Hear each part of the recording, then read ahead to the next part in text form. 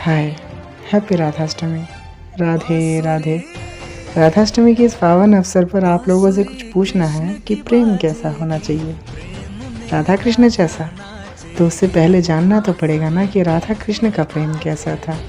तो उसी पर कुछ लिखा है कि राधा और कृष्ण की प्रेम कुछ ऐसी थी कि असल में प्रेम जैसा होना चाहिए बिल्कुल वैसी थी। कि कृष्ण अगर द्वीप थे तो राधा उस द्वीप की ज्योति, कि कृष्ण अगर सीप थे तो राधा उस सीप की मोती,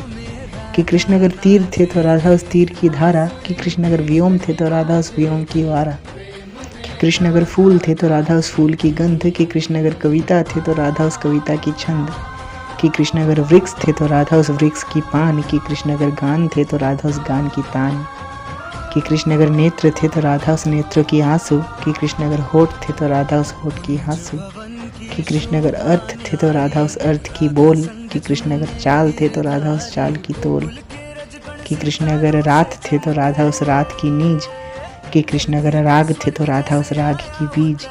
कि कृष्ण अगर देह थे तो राधा उस देह की बाहू, कि कृष्ण अगर राय थे तो राधा उस राय की कुहू, कि कृष्ण अगर कपाल थे तो राधा उस कपाल की बिंदी, कि कृष्ण अगर हाथ थे तो राधा उस हाथ की मेहंदी, कि कृष्ण अगर रूप थे तो राधा उस रूप की रंग,